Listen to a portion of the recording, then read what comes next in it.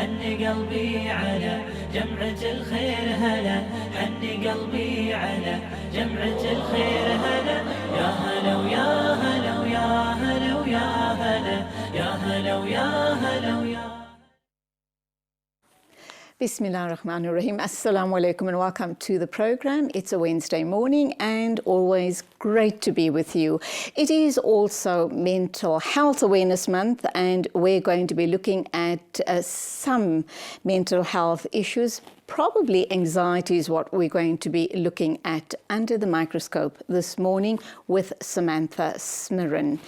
Islamic Relief will be in studio to talk about their fundraising efforts, the latest fundraising initiative that they are promoting, and where and how you can become involved and how you can make a difference in someone's life.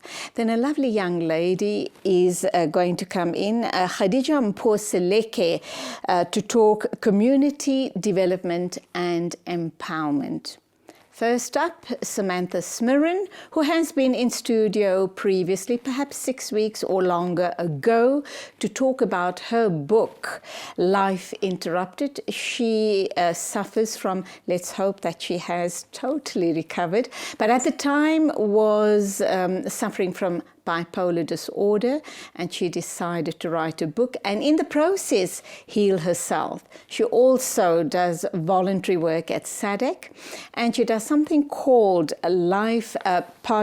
bipolar coaching, bipolar disorder coaching, simply because she comes from a psychological background. She's been through the journey, a very uncomfortable, disrupting journey, and she's now offering hope to people out there. She will give us her contact details a little later on the show, but first we're going to talk about mental health awareness. What does it mean?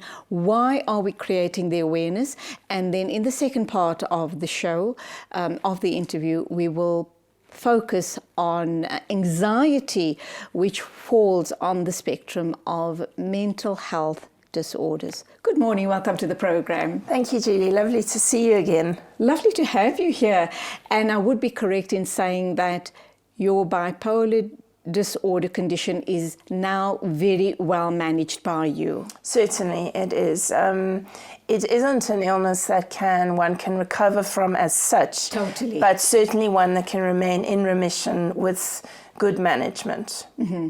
And you're in a very comfortable space at the moment. A very, very good space. I'm highly functional. I'm enjoying my life. I've got a positive outlook. I'm dealing with the ups and downs of everyday life, as we all do, but I'm facing my life with determination, so all good.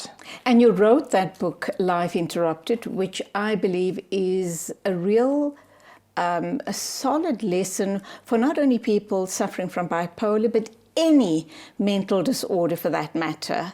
And you also have gone on to now do bipolar disorder coaching. How's that going down?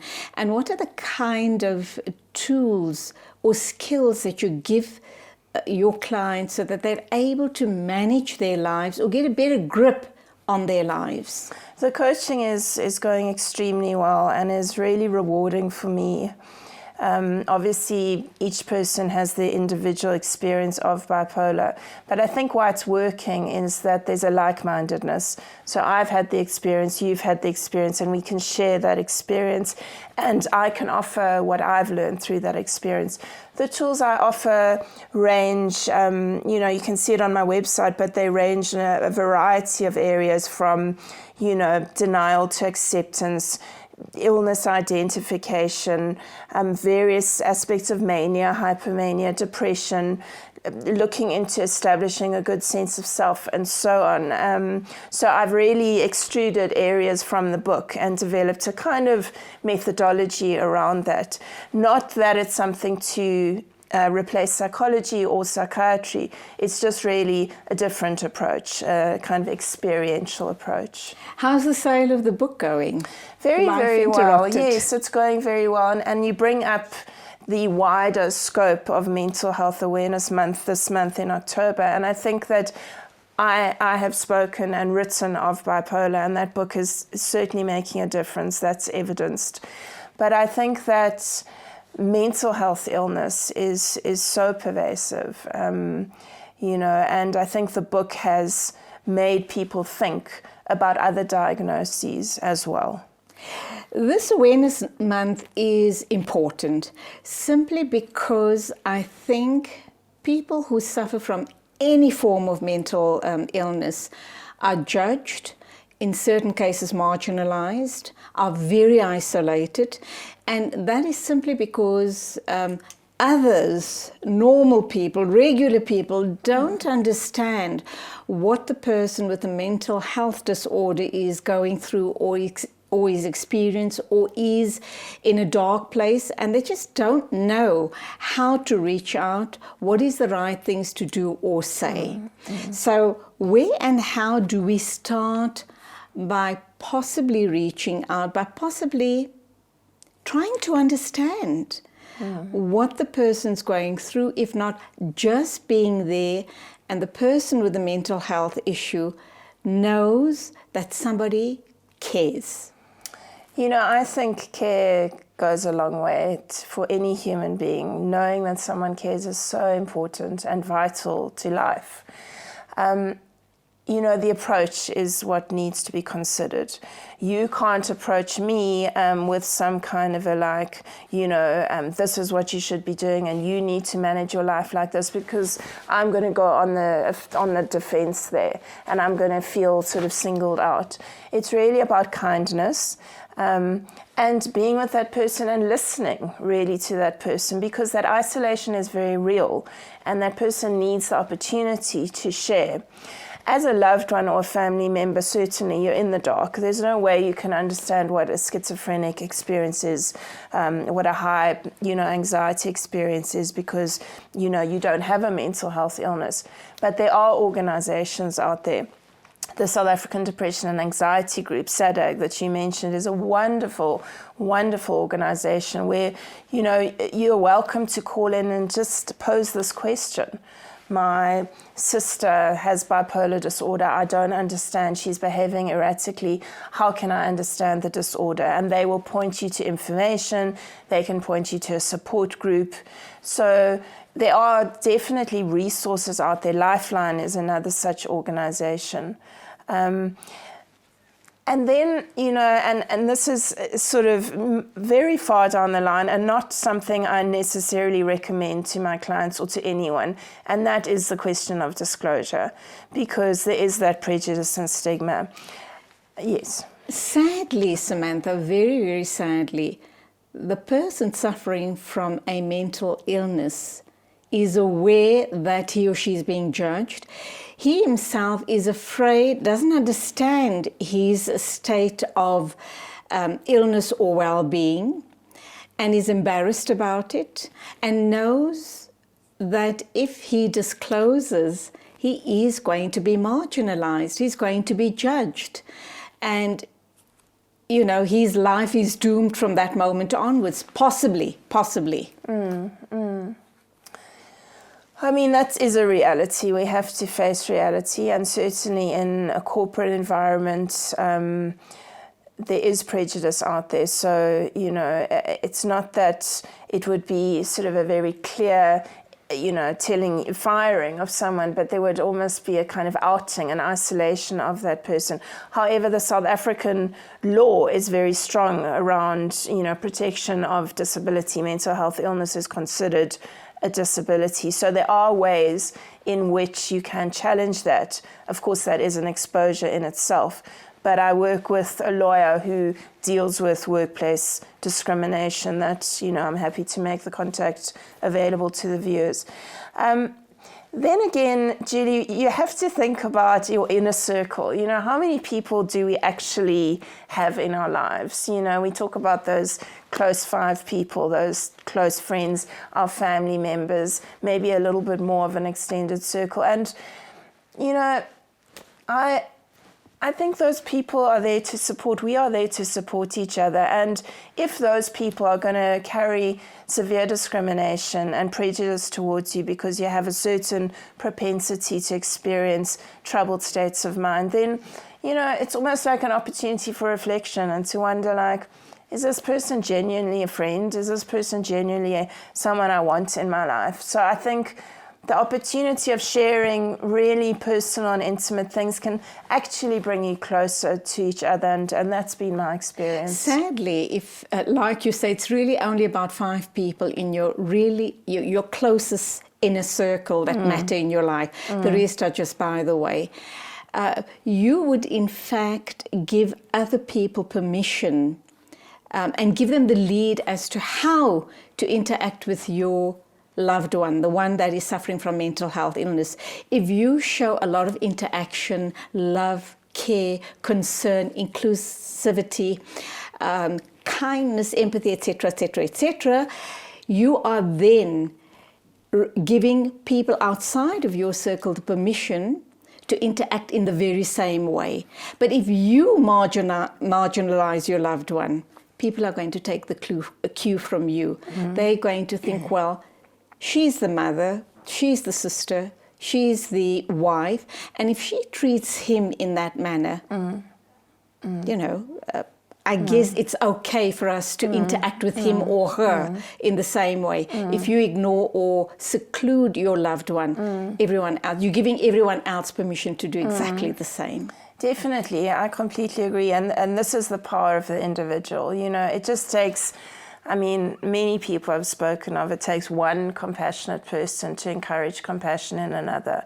You know, and I believe it is the responsibility of the sufferer, you know, with the mental health illness, to also own that experience in their lives, to accept that the diagnosis is there and that it's useful in terms of managing their lives, and to reach out and to encourage that discussion, give that permission, and then for that loved one, as you say, to take it further. And that's how we break down.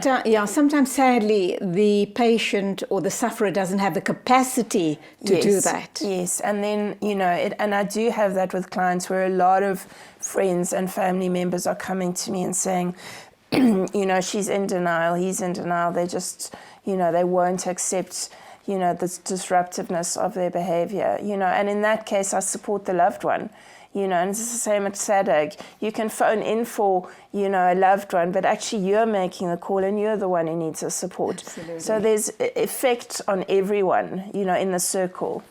Let's go for our first ad break. Samantha Smirren is in studio. You might remember her from a previous interview right here on Let's Talk. She came in to talk about her condition, which is bipolar disorder, and the book she wrote about her journey through healing from bipolar, or rather managing the condition. The book is called Life Interrupted and is available at most bookstores. We'll be coming back with Samantha, and this time around, we know that the mental health spectrum is so wide that we can't cover everything in just one show, but we'll be talking about anxiety. So do stay with us.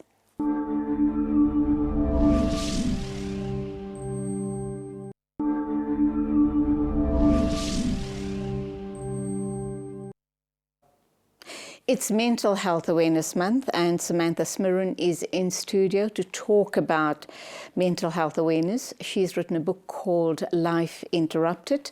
It's about her journey through bipolar disorder, and I'm certain you do remember that interview.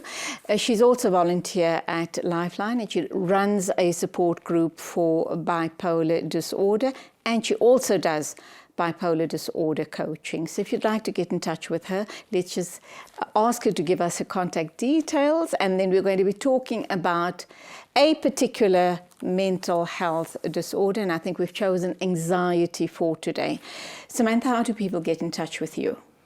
They can reach me via my email, which is info@bipolarcoaching.co.za. Okay, great. Now, when we talk mental health awareness or mental health, we know that it's very, very wide. You could be looking at anything from bipolar to borderline personality disorder, psychosis, schizophrenia, depression, and the list just goes on. But we've decided to talk about anxiety. Can you explain why we've chosen anxiety as a subject of discussion this morning? Well, I think that anxiety is a pervasive experience, unfortunately, in our society.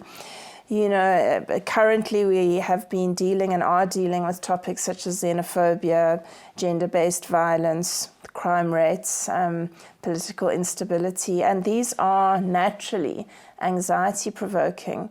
Where it becomes a mental health concern is where it's something that doesn't really let up, where the anxiety, you can't get out of the anxiety and it's disabling as such. Our statistics from the South African Depression and Anxiety Group, we're looking at millions and millions of South Africans who are suffering from anxiety, depression, and the other mental health disorders. So it's a pervasive problem, and one that, we need to address as a society. What is anxiety? And when we know every second person probably suffers from some form of anxiety throughout their lives, for whatever reason. It might be children, money, job insecurity, the instability, as you've pointed out, in the country, with a whole host of issues. But what is anxiety, and when is it time that you or a loved one decides that you need to be seeing a doctor about the situation? It's getting out of hand. So what is it, and when do you take yourself off to a doctor? Anxiety presents when the small tasks of the day become insurmountable. When you're faced with making breakfast or packing your daughter's school lunch, and you actually are, you're frozen, you don't know how to do it, suddenly you don't know, you're almost frightened of a normal act, something that is an everyday act. There's a lot of fear in anxiety. It's kind of like it's looking at life from this fear, and it's immobilizing.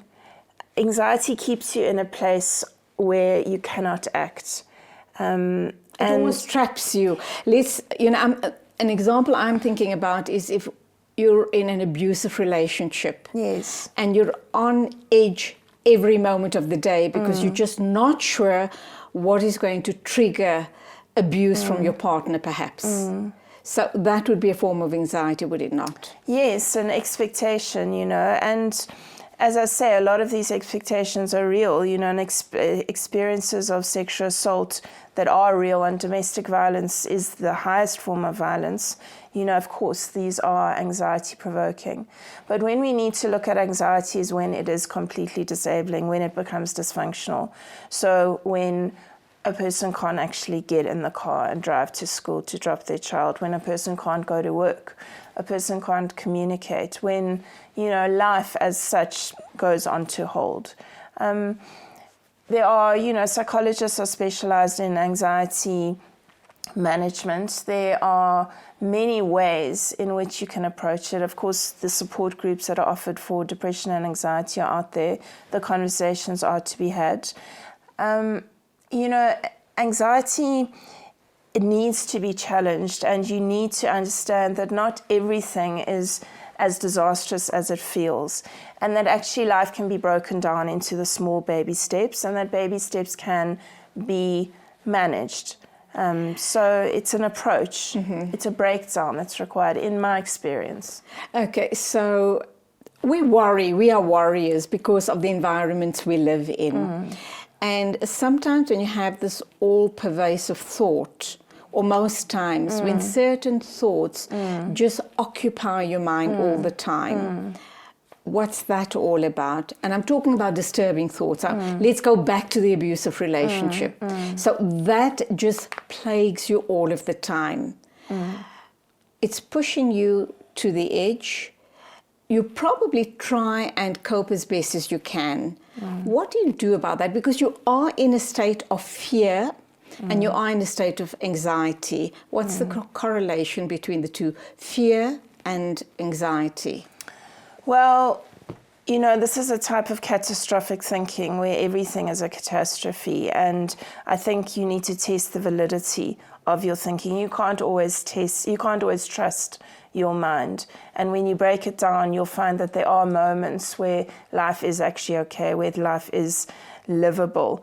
Anxiety is underscored by fear, and you have to break down fear. You have to also be courageous in life and recognize that you aren't on your own in this life, and that there are people out there. There is at least someone that someone knows, whether it's a teacher at school or a pastor in a church, a guidance counselor, a good friend, an aunt. There will be someone that you can share your experience with. But I think, in my case, I needed to challenge my fear. And I think I faced my anxiety by sort of proving to myself that I was managing to live, even though it was really at that time just a survival thing. I started paying attention to the fact that, I could get up in the morning, I could feed myself, I could manage to spend a block of time doing something. So, I worked on myself, and it may well be that you need assistance to do that. I certainly got assistance from many professionals. Does anxiety coexist with other mental health issues? So if you've got bipolar or depression, borderline personality disorder, whatever it might be, I should imagine there's a lot of anxiety involved as well. Can you separate the two, or do you treat the patient with the main issue being the depression or whatever?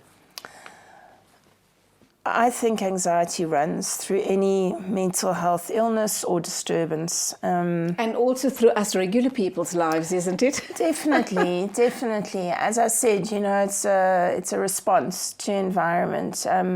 It becomes the mental health illness when it is just overwhelming, and you can't see any further than the anxiety. That's all you're living.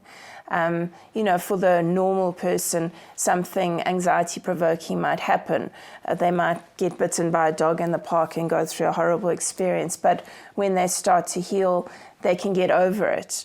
Whereas, when you are in a mental health illness with anxiety, it can be, something you really can't shift. But yes, I would say anxiety runs through it, and that's why mental health illness being in the gambit of, this month of awareness, encouraging awareness, and we're looking at depression and anxiety, and all the different diagnoses fall under that umbrella.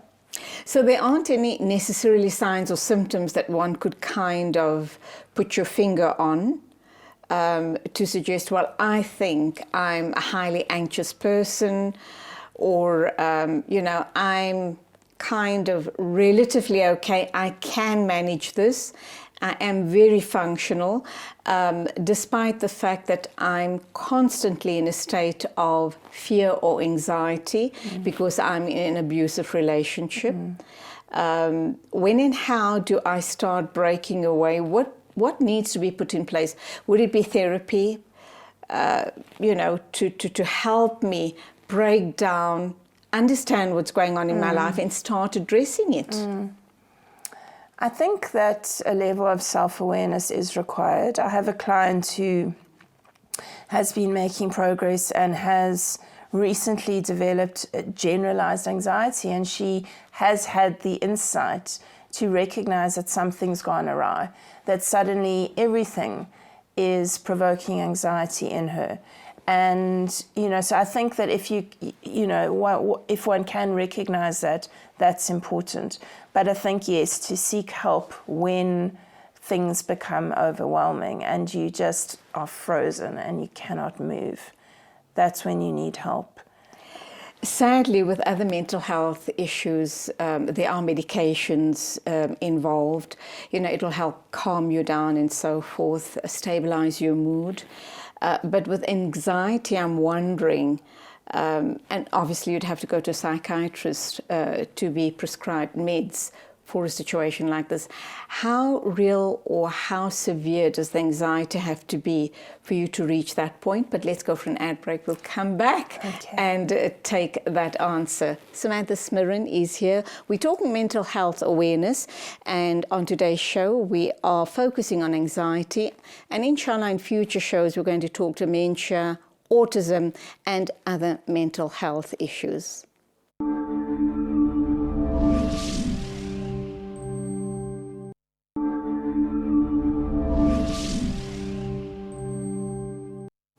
Looks like the gremlins are at it, doesn't it?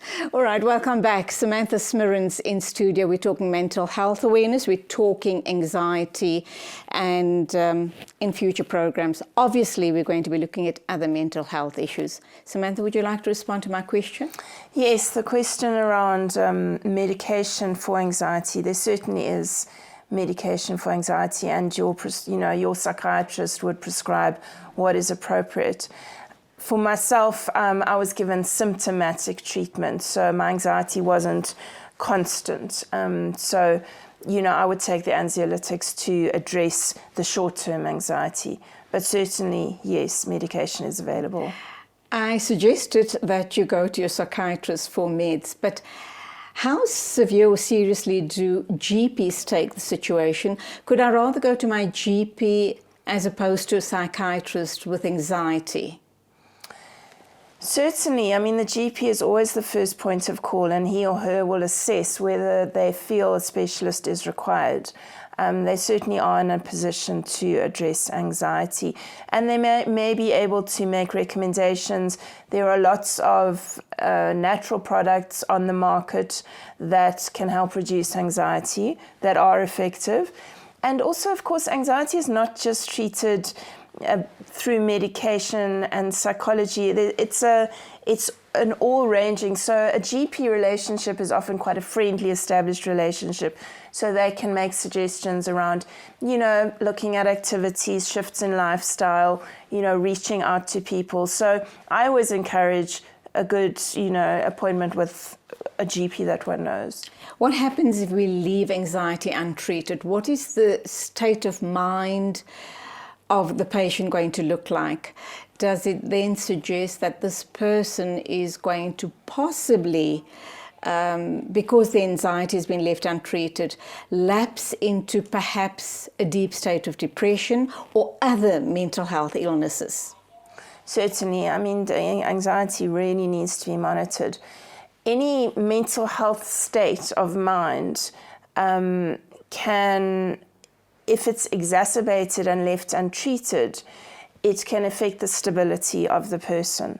So if I have high anxiety, there may be a possibility that I could develop, or it could trigger, an established diagnosis of another mental health illness, or I could just regress in my life and things could start to fall apart.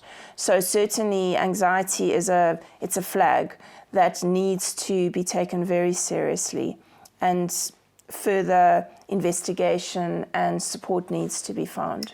Does anxiety impact on your decision-making skills? Definitely. Anxiety impacts on your mind.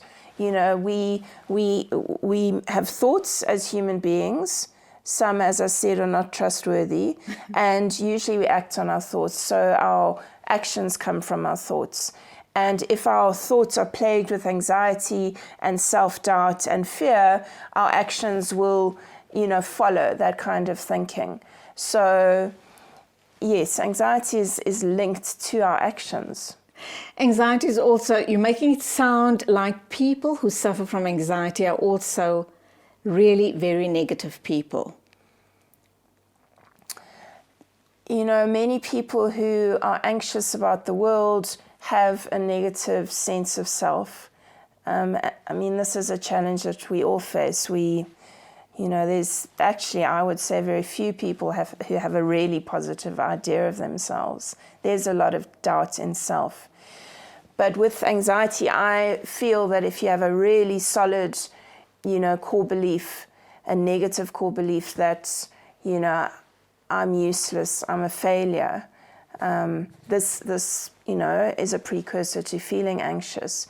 And so the mechanism that I use with my clients is to start to, identify a positive core belief. For example, in that case, it would be, I'm a person of value, and start to gather evidence to support that new positive core belief. So to try and set a new mind state. So, just by a small example, the fact that you greeted a cashier at the checkout till, or the fact that you washed off your hair and blow dried it and felt good about yourself. These are things of doing value towards yourself and to another. And the more evidence you gather, the more it supports that new frame of mind, that new positive core belief. And this will reduce your anxiety, because you will feel like you matter in the world and you're worthwhile. And I think it makes, life a little more easy to face. I'm not sure if this is a psychological belief, or is this the new thinking with life coaches, where they suggest to you that you need to learn to love yourself first before other people can love you.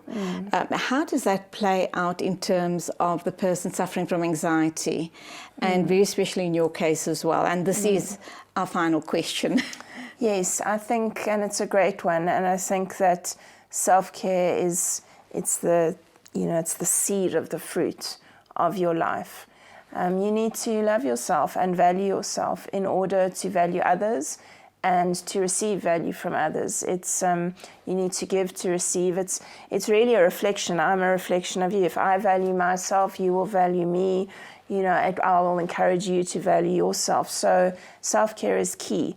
And again, I can't speak for psychology in that I'm not a qualified psychologist. I don't know what sort of frameworks they work with, but in my coaching practice, I encourage self-care from very simple acts, whether it's spraying your pillow with some lavender so that you breathe lovely smells, aromas, or whether you identify an activity in a garden or a walk that you take, or a nice thing you like to treat yourself with. These are all aspects of self-care and self-nurturing, and these increase a positive frame of mind. And really, this is the final question. We hear a lot about CBT and NLP, these coaching modalities.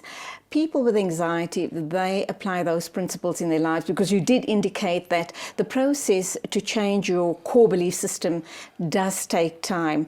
But these modalities, can they help you get there? Certainly. I mean, any kind of reorientation in thinking and a hope that's established that you can live a more positive and productive life is useful, and there are plenty of techniques out there. And that's where we leave it. Thank you indeed for sharing with us this morning, and let's make certain that by way of these discussions, people are aware about mental health awareness and start embracing and respecting people with mental health issues. Thank you, Julie. Thank you for your time. And that's it from us here on mental health. In the coming weeks, we'll be touching on other mental health issues. We do hope that you find them valuable. Don't go away. We're going to now talk to Islamic Relief about this amazing program that they're rolling out around here in Gauteng.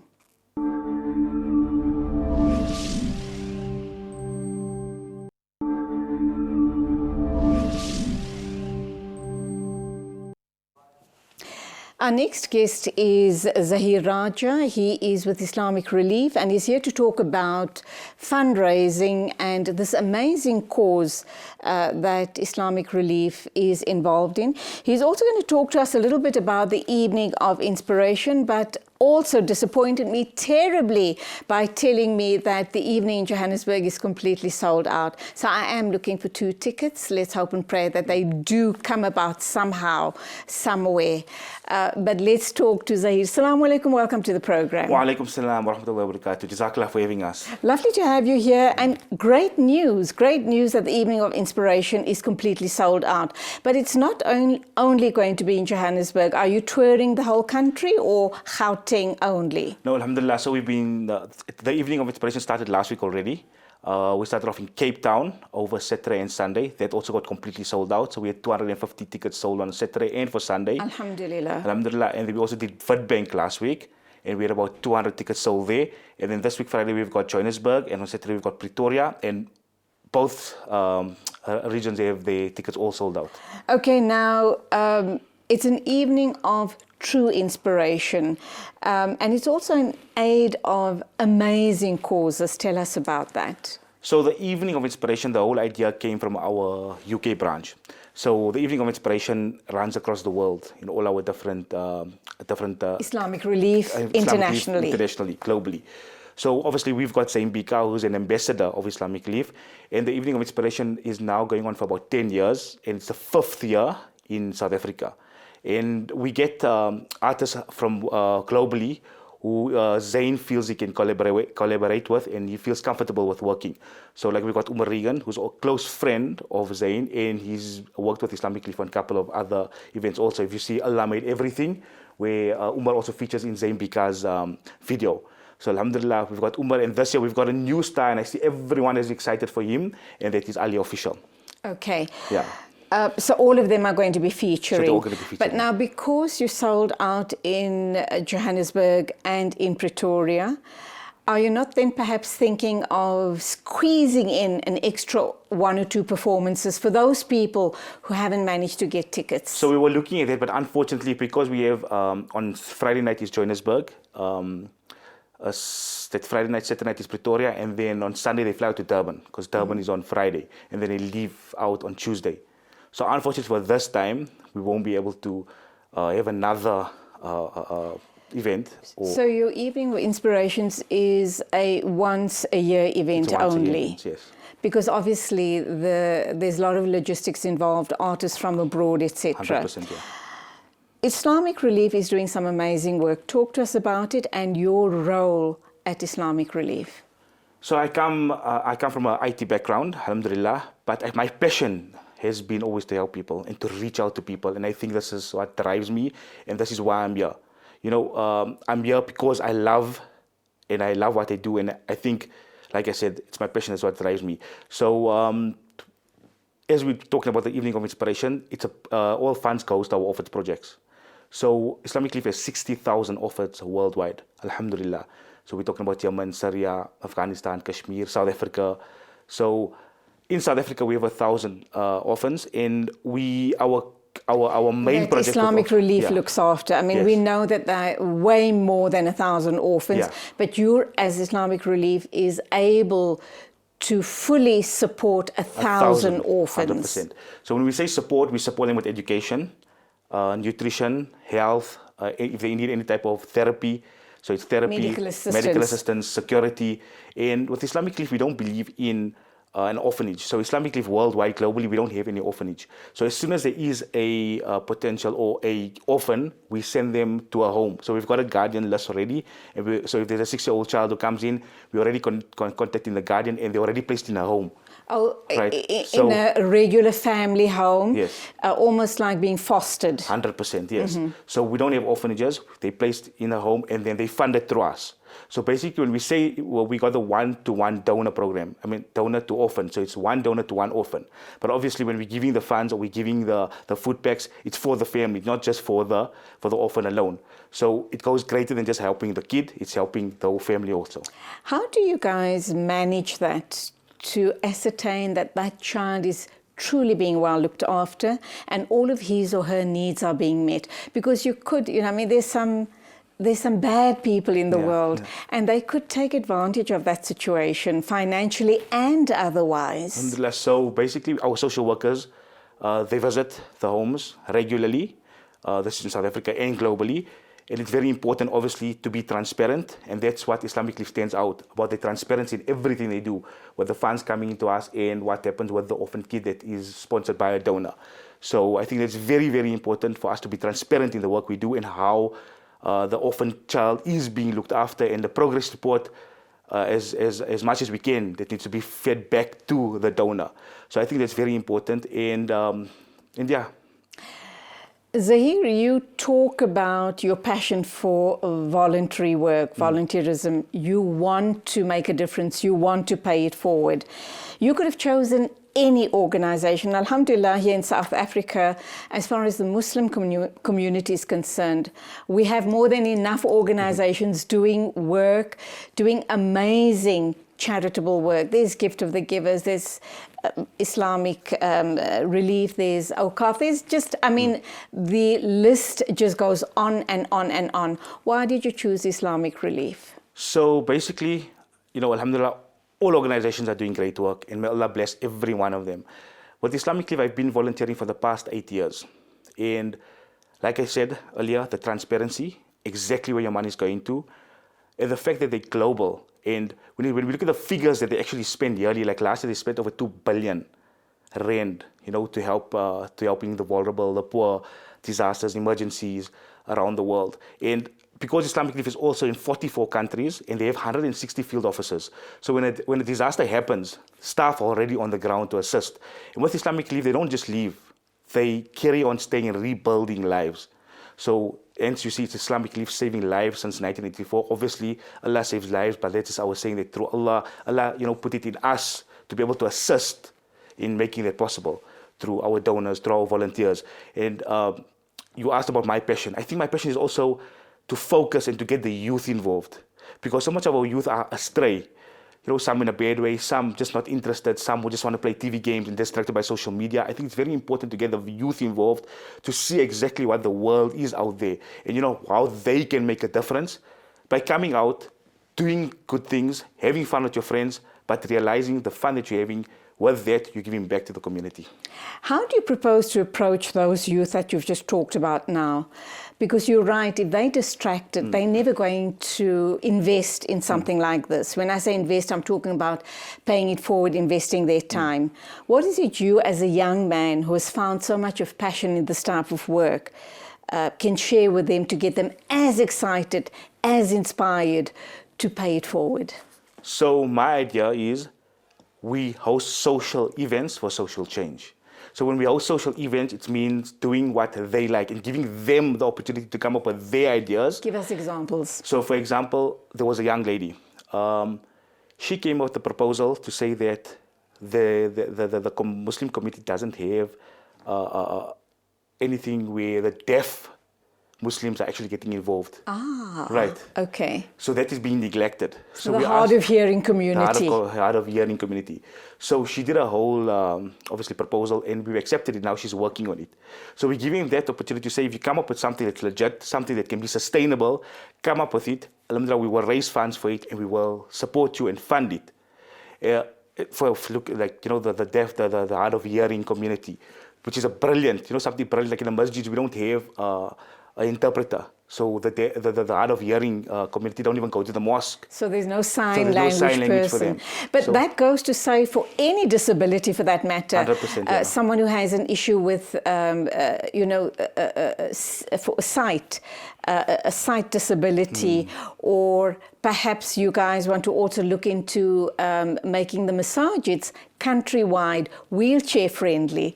So there's a whole host of issues that you guys could look into. We could look at, so obviously one step at a time, inshallah. So if this goes well, we can then take it to next step. So this is the idea that sometimes we can't think of anything what other people can think. So getting more volunteers involved, more people involved, it's very important. And now, like also my, what I said earlier on, is getting the youth involved. So when we have like Amazing Grace. That's crucial. That is absolutely crucial. And you really and truly need to focus on that and start mobilizing the young people. Yeah. So it's like when we had an Amazing Grace, alhamdulillah, we've got about 102 kids who got involved, all from like 15 right up until 25. So it's getting them involved, and when they're involved, making them realize that firstly, the intention is very important. Number two, all funds that they gave towards that Amazing Race went to a good cause. So they, yes, afterwards, when they get in a glass of water, they know they paid for someone else to also get the meal, you know? So it's just making them aware and making them realize exactly where the funds are going to, and, you know, just to keep reminding them and giving them the opportunity to visit, you know, different old age homes or, you know, where they can actually make a difference. But obviously you need to have a structure in place. You know, it's fine to talk to the young people and say, get involved, make a difference, be the change you want to see around you. But I think if you are so passionate about it and structure a program on a regular basis, perhaps once a month or so, you will then get them involved. And of course, there's got to be the fun element to it as well. And in the you know, and in all of that, obviously, the core message being that you're giving back. Of course, 100%, yes. So it is giving back, like the Evening of Inspiration we talked about earlier. Also, we've got where Zain Bika and Umar Regan actually do a story time. The story time is entertainment for the kids, which are smaller kids, you know, what Allah made everything, cotton candy sky. But in that, it's a message about orphans, about, you know, how to assist. So I think it's, yes, the entertainment is there, but the message that we give across, that's the more important thing. And that's what we need to get across to the youth and to people in general in our community. Challenges as far as fundraising is concerned, because you are the community fundraiser, and you've also indicated that there is a long list of charitable organizations in the country. To share that pie can be quite a problem at some point. So what are the challenges you face, and how is it that you kind of sell the concept of Islamic relief to possible potential donors? Look, I always say fundraising is not easy. No. But to be honest and to have your intention sincere and clean and to get the message across, that's the most important thing. So, like I said earlier on, transparency. When we're transparent about what we do, I think the donor always comes back. To give report back as soon as you can, to say this is where your fund, the money went to, you know. And that's what brings our donors back and allows them to stay in carrying on giving the zakat, sadaqah to Islamic Relief. So I think the most important thing is transparency. Yeah, and your biggest challenge being with Islamic Relief? My biggest challenge with being with Islamic Relief, well, I love Islamic Relief. Not necessarily with them, just in a life experience situation, through your fundraising or whatever. So my biggest challenge with Islamic Relief, I think it would be that we've got about maybe 600 volunteers who are registered, but we get the normal 40 people who come. So again, it goes back to how do we actually get all 500 to be actively involved all the time. So I think that's the challenge, which I'm still working on a strategy, or take other people's ideas to see how can we get all of them to get involved. And they're mainly young people? And they're mainly young people, yeah, they range from about 14, 15 upwards. All right, get the fun element into all of your projects, inshallah, and you'll get them more involved. Inshallah. The greatest highlight for you? The greatest highlight for me, Islamic Relief. Just everything they do. You know, being able to share, to hear the stories of our staff and our volunteers are on the ground.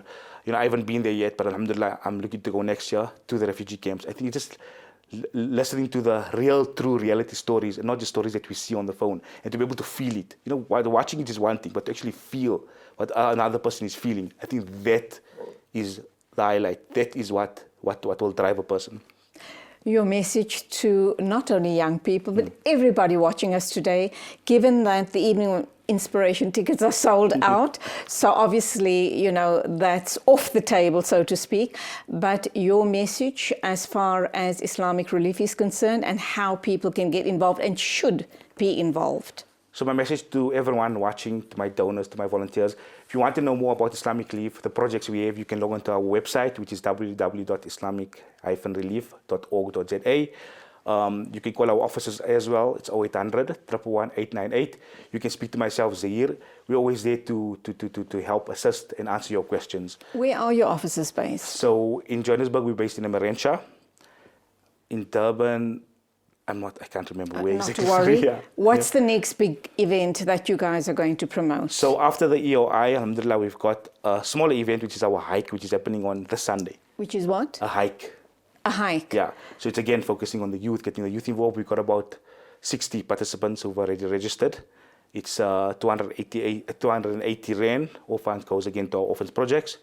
So every month we have a different campaign, and this campaign. And you have a fun activity. Yeah. So this month we're focusing on orphans and vulnerable kids. Mm-hmm. So where's the hike taking place? In Bergheim, which is in the Magaliesberg Mountains. Okay. So it's very fun. It's the second time we're doing it in this year. So we leave after Fajr, we meet there, we have a little breakfast, and then we start the hike. Alhamdulillah, it's very fun, and it's refreshing also, and getting to actually feel, you know. Alhamdulillah, and well coordinated and well managed. Alhamdulillah. So the children will be safe. Alhamdulillah, yeah. What is the age group that you're catering for? So we're catering from kids from 10 upwards, obviously. Yeah. Okay. Are entries still open if people still want to come to join? Yes, people can still come to join. We've got about 20 entries left, yeah. So Okay. we're capping it. We can't take too many also, yeah. Of course. Lovely talking to you. Keep up the amazing work and we look forward to supporting you. Jazakallah khair for having us. My pleasure. That was Zahir Raja from Islamic Relief. Sadly, if you were hoping to attend the concert or the evening of inspiration at the Wits Great Hall, tickets are totally sold out, but he is, or rather has been here to talk to us about the amazing work being carried out by Islamic Relief. There is a wonderful hike taking place this Sunday in the Magaliesberg, so you've missed out on the evening of inspiration, but you can sign up for the hike, and do remember that all of these wonderful events that they have, very especially for the youth, has a serious humanitarian message underpinning it all, because all of the funds that are raised during this time go to needy causes, to the orphans, to their feeding schemes, and whatever else it is that Islamic Relief is involved in. And if you'd like to keep yourself up to date as to all of the other activities for the rest of the year or the coming year, visit their website.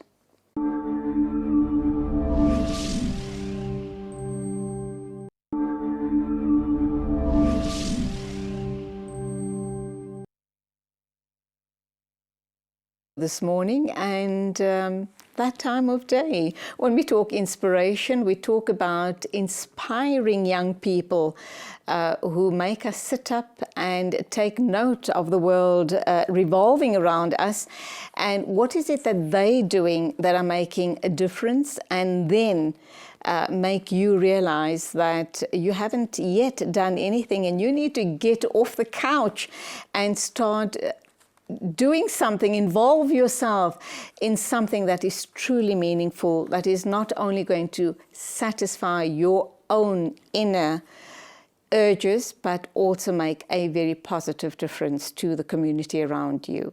The young lady that has made a huge difference in many lives is Khadija Mpho Seleke. She's a youth leader. She signed up for a program with an organization called YALI. They're the South African Emerging Leaders Spotlight. And when you pass the criteria to attend a course like this, then just know you come out there having your leadership qualities truly honed, that you can go out into the community, into the world, and become a leader to be reckoned with. Assalamu alaikum, welcome to the program. Wa alaikum salam wa rahmatullah. Did you know that this is what was going to happen once you attended this course? I didn't think so, but I had the vision. So when I applied for YALI, I was hoping that I get accepted, because I've always wanted to be in programs that will empower me as a young person so that I can empower other people. So when I applied for YALI, it was actually, I was trying my luck, because some of the criteria that they had, I did not meet them. But I felt like I just want to try my luck and see how will it go. So unfortunately, I got accepted. What was the criteria that in your mind you felt you hadn't met? Despite that, you were still enrolled onto the course. The criteria of qualifications. So they had, you have to have a degree, tertiary education and things like that. So for me, my experience got me through in terms of community development and volunteering. So that is what got me through the program, even though I did not meet some of the requirements. Yeah. Alhamdulillah. How long was the program, and when you completed the course, what do you believe you walked away with? Okay, the program was for a month, and I was selected to be part of the public management track. So it's divided into 3 tracks: public management, civic society, and business management. So I chose the public management program. So what I came out with when I left the program was how to manage projects, because I had a lot of projects in mind, but I did not know how to implement them, scope them and implement them.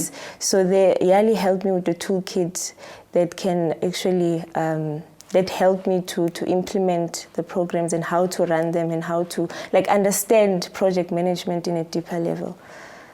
Alhamdulillah. And are you now doing project management in a big way with all of your little projects? Do you stick by the project management criteria, and is it giving you success? Are you able to follow your projects timeously and execute timeously? I can say I am, but I'm still in the process of getting it right. Okay, alhamdulillah, you'll get there. We're going to talk about some of your projects in a little while. You were a born Muslim. Yes. Your parents were reverts. Yes. And you've been blessed with becoming an alima. Was that your personal choice? It was a personal choice which was inspired by my big brother, because when he went to madrasa and started studying, I found the inspiration through him, and I just wanted to become an alima, through the inspiration that he gave me. So you then became an alima, and you then decided to go and teach Islamic studies in black townships and possibly even impoverished areas. El Dorado Park was one of the areas that you went to work in. What were the challenges there?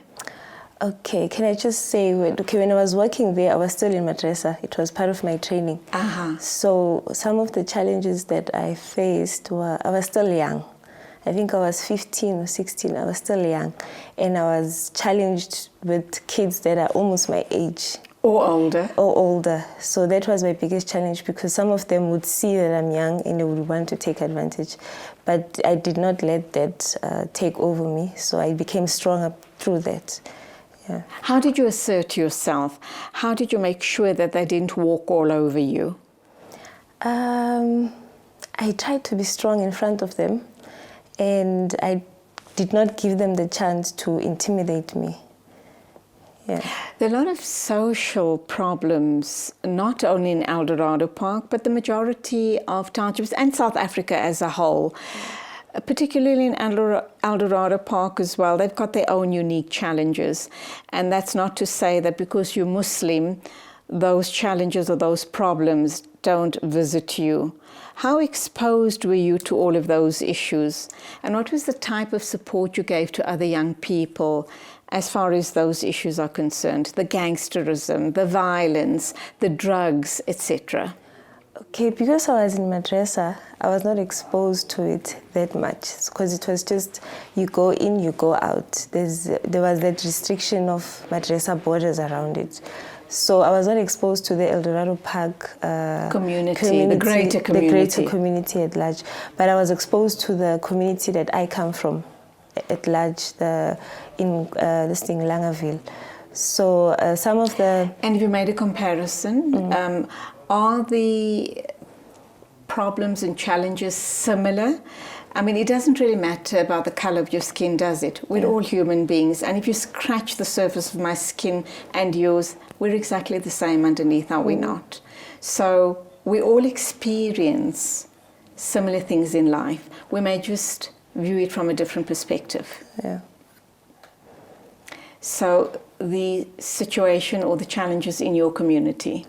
Okay, one of the biggest challenges in my community that I actually discovered was the environment and how it affected the young kids.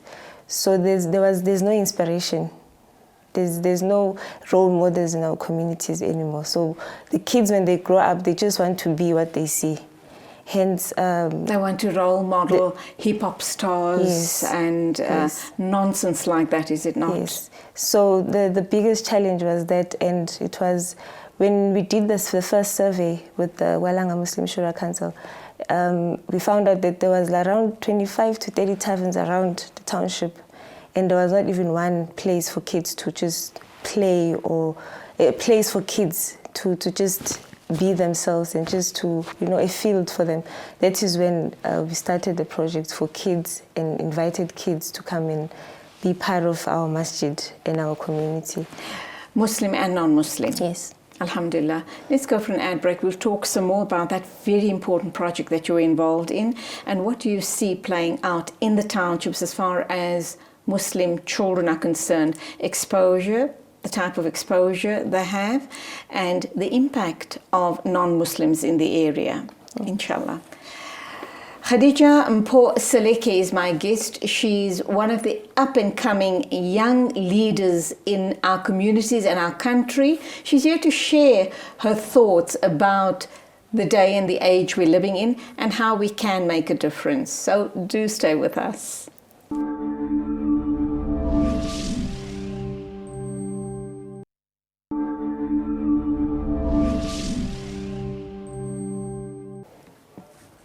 Khadija Seleke is my guest. She is a youth leader, and in her short 22 years of life, she's done amazing things. She has qualified as an alima. She is also has attended a whole host of youth leadership courses, one of them being with ASRI, and she's also signed up for a BA Honours in Religious Studies at Johannesburg, University of Johannesburg. So she has really been involved in a whole host of community upliftment projects and personal development as well. Let's talk to her about a little of those achievements of hers and then talk about something that she's very passionate about, and I'll unpack that in a minute or two. Talk to us about all of these projects and leadership courses, etc., that you've been on. How well has it served you, and how are you putting back into the community with all of this under your belt? Okay, I'll start with ASRI first. So ASRI was more like, I had a vision, but ASRI showed me gave me a direction of how to achieve. What was the vision? It was to see a change, because every time I've always had this thought of, I want to create change, but I don't know where to start, because I don't like what I see in my community, and I want to see the change in my community, but I don't know where to start.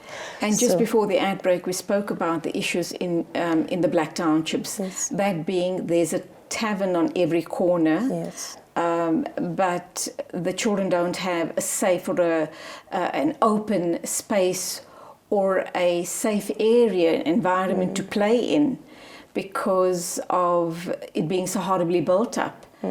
And you've gone out and made a difference, have you not? Alhamdulillah. So ASRI was the direction for me. And then I went to Yali. Yali gave me a lot of tools to use in terms of how to implement projects and all that. And then recently I was part of the Activate program, Activate Change Drivers program. So what stood out for me there was how they actually made us deal with ourselves first before we start with the people, which is very important. And it's also one of the things that I wanted to talk about when it comes to us ulama. Before we deal with people, we need to deal with ourselves first. We need to deal with our hearts before we go to the ground. So it's that the self-discovery made a lot of change, made a lot of difference. How did that self-discovery change your perception? I think it made me realize who am I, because I was so focused on changing other people, but I did not understand myself in a deeper level. So when we did that training, it really helped me a lot in terms of self-discovery and know who I am, because I believe that before you are a leader, success is all about developing yourself. And when you are a leader, success is all about developing other people. So when this happened, it really made me this thing. You are definitely a change maker. You are a Muslim alima living in a black township, and you're wanting to make the change. You're trying to rescue as many young people as you possibly can. You want to show them the beautiful deen of Islam. How do you do that with non-Muslims? It's easier with born Muslims. But what about non-Muslims and the perception of what Islam is? Okay, so it's going back to the opinion that I've always had, is that as scholars, I believe that as a Muslim scholar, it's important for me to be involved in community development, whether it's Muslims or non-Muslims. Automatically, I'm a scholar, I'm a leader, so I need to be involved. So for me, I would say that you need to connect with them. Whether they are Muslim or not Muslim, you need to connect with them, and your actions will make them fall in love with Deen. Because we always question ourselves about, there's this big question about da'wah. How do we make da'wah? How do we, we're looking for strategies for da'wah every time. But for me, the best strategy is to try to connect with the people and try to humble yourself and just do what Islam tells you to do. That's how people will see the beauty of Islam and want to become Muslims, inshallah. When you're challenged by non-Muslim youth, how do you protect yourself and your deen? What do you say to them? It's going back to as an alima, I always felt it's important to educate myself out of being an alima. Just have general education, because it's very important for me. In order for me to benefit that person, I need to be knowledgeable. I need to understand their situations. I need to educate myself about their situations. So that is one of the things that I take very, very important. I need to understand you before I deal with you. Hence, I need to educate myself about your situations before I deal with you. So that is how that's how I deal with it, basically. Yeah. And do you find that in the townships, people, when they begin to understand the beauty of the deen of Islam, that they're more accepting of you as a person and the entire concept of Islam? Yeah, I think. Or is it still a long, hard road? No, I think it's just exactly what you said. That's how it is in most cases. Yeah. As a young Muslim who's been through a whole host of causes, as a young Muslim who's putting back into her community, and you're working really hard at changing perceptions about Islam in communities and in townships. But let's look at it globally. Let's look at it as South Africa as a whole. What do you believe are the challenges for young Muslims in this day and age? I think the challenges for young Muslims is mostly the practicing deen in a modern society. I think that is one of the biggest challenges that we've been having, because there's a clash of secular and there's a clash of like that whole big clash, and it's for us, for young people to practice the deen, it becomes a little bit difficult for them. It's about prioritizing, yes, is it not? Yes. And that's where you come in with this passion of yours. You have this passion and you have this firm belief, it's a personal belief, that you believe ulama need to be involved in community development and empowerment, and that would address young people's perceptions about deen as well. What's it all about, and why do you believe that this is the way to go? Okay, I believe that this is the way to go, because oftentimes as ulama, we just think our job is to just teach, go to the masjid, give the khutbah, and that's it. But we don't see the importance of connecting with the people. Hence, I was saying before the break that people are scared to talk to us because we don't give them that connection to talk to us. I mean, look at the example that we have is our own Prophet Muhammad sallallahu alaihi wasallam. People are not scared of him. He had a connection with his people.